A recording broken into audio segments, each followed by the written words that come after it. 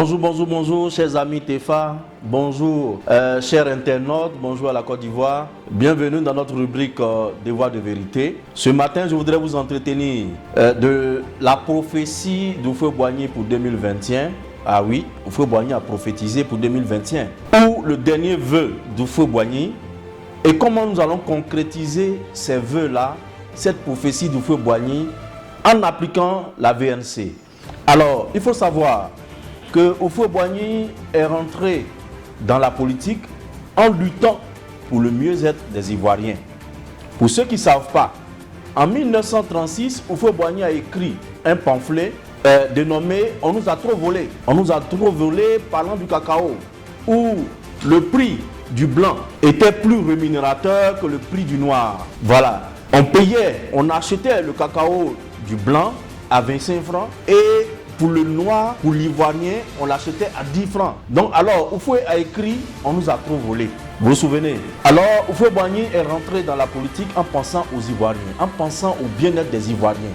Son combat qui portait sur la valorisation du prix de nos matières premières, ce combat, il a poursuivi même après l'indépendance. Voilà. Après notre indépendance, Houphouët-Boigny s'est battu pour que les champs de cacao soient l'initiative des paysans, pour que ce soit nos parents qui créent ces champs de cacao. Houphouët-Boigny s'est battu aussi pour que nous soyons premier producteur mondial du cacao. Mais ensuite, voyant que le cours de nos matières premières ne faisait que chuter, Houphouët-Boigny a tenté d'industrialiser tous nos autres matières premières, notamment le palmier à l'huile, l'EVA et autres. Vous avez connu les phénomènes de Sodéprel pour les fruits et légumes.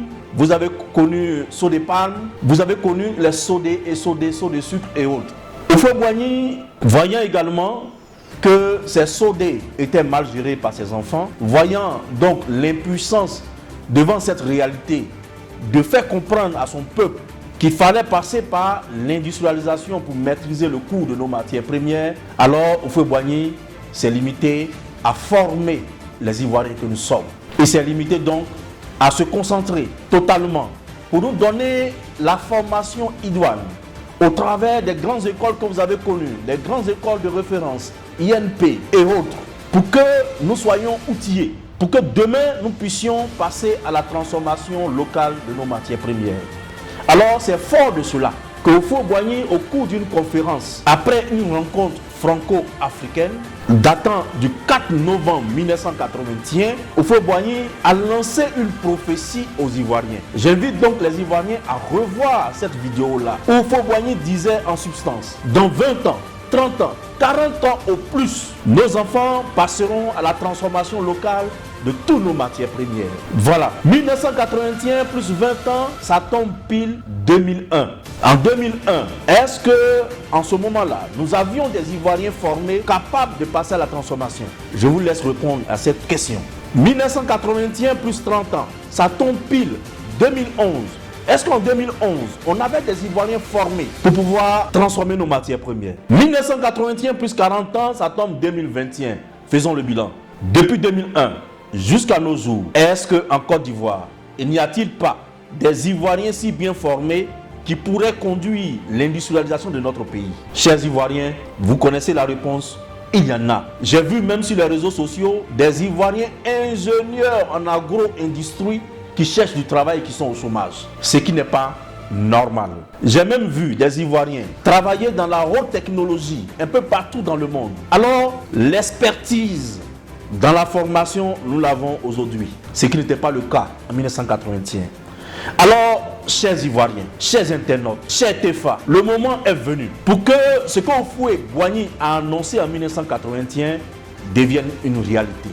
Il y a nécessité. Voyez-vous, le cacao par exemple, on nous achète le cacao au meilleur prix à 1000 francs. Mais ce même cacao transformé en chocolat vaut près de 20 000 francs CFA au kilo. Vous voyez ce que ça représente dans la chaîne des valeurs des matières premières, notamment celui du cacao. Cette chaîne-là représente 100 milliards de dollars, c'est-à-dire 60 000 milliards de francs CFA.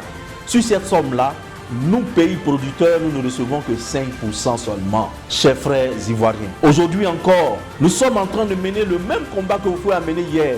Lutter pour valoriser le prix de nos matières premières. Je pense que c'est une honte.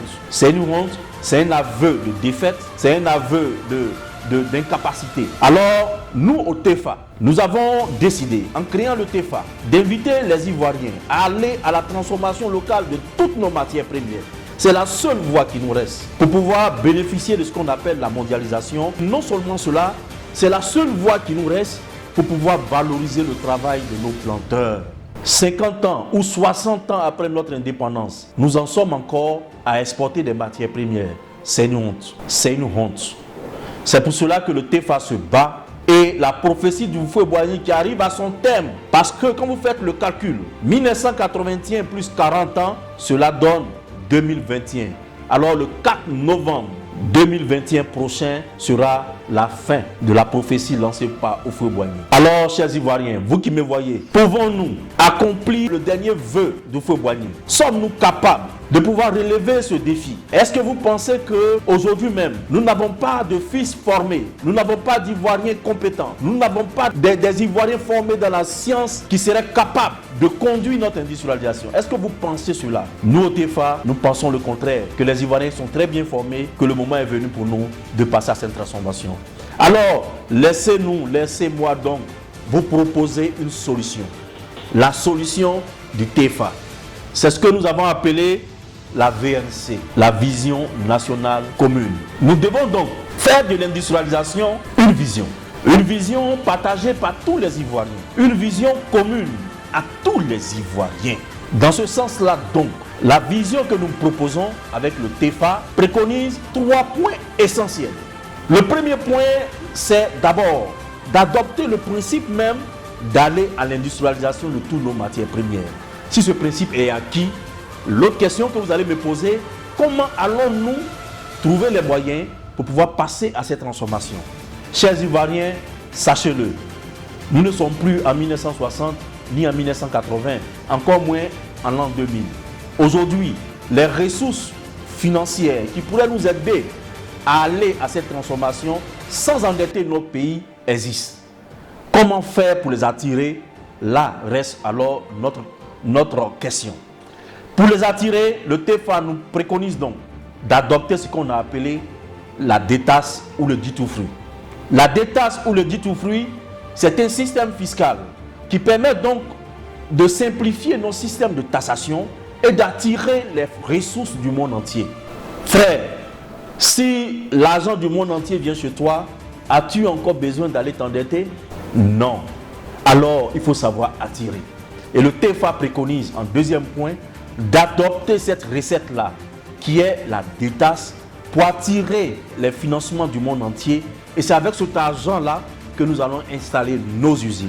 Alors, aujourd'hui, laissez-moi vous dire que c'est possible de pouvoir réaliser le dernier vœu d'Houphouët-Boigny et permettre à notre père de la Côte d'Ivoire moderne d'avoir le repos de son âme. Voilà la mission auquel le TEFA t'invite. Quand nous parlons également de la détaxe, ou le dit tout fruit, certains se posent la question, mais comment, si l'État ne prélève pas assez de taxes, comment l'État pourrait, par exemple, installer et faire les routes, l'école, l'eau et autres? Alors, chers Ivoiriens, détrompez-vous. Aujourd'hui, l'infiniment gratuit rapporte beaucoup. Prenons un exemple. Facebook est né, ça fait 16 ans. Facebook est pratiquement gratuit pour les 2 milliards d'individus qui utilisent Facebook, n'est-ce pas? Or, la capitalisation boursière, c'est-à-dire la valeur de Facebook à la bourse, représente près de 500 milliards de dollars, c'est-à-dire 400 000 milliards de francs CFA. Ça, c'est une réalité. Facebook aujourd'hui pèse plus qu'une industrie qu'on appelle Renault, qui fabrique des voitures, et cette industrie-là existe depuis 100 ans. Et Facebook, qui n'a que 16 ans d'existence, pèse 10 fois plus que Renault. Alors, chers Ivoiriens, il y a des pays qui ont utilisé cette formule que je suis en train de vous proposer. Regardez Singapour. Singapour reçoit plus d'IDE que la Côte d'Ivoire, alors que Singapour est 700 fois plus petite que notre État, la Côte d'Ivoire, en termes de superficie. Mais Singapour reçoit 3 fois plus d'IDE, d'investissements directs étrangers, que toute l'Afrique réunie. Voyez-vous, quand vous adoptez la bonne recette, vous attirez les financements du monde.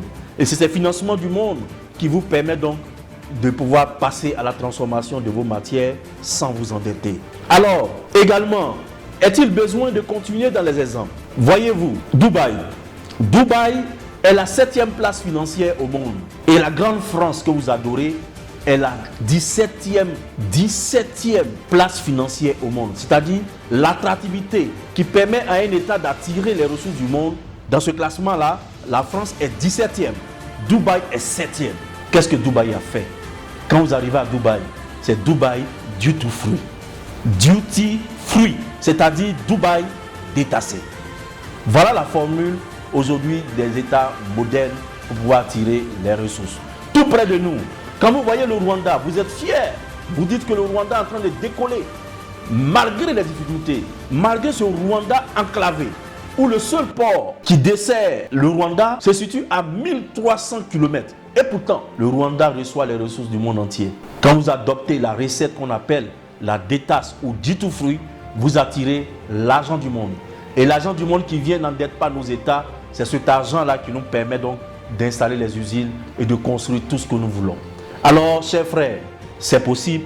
C'est possible aujourd'hui de réaliser le dernier vœu d'Houphouët-Boigny. C'est possible aujourd'hui de réaliser la prophétie d'Houphouët-Boigny qui, d'ailleurs, arrive à expiration le 4 novembre 2021 prochain.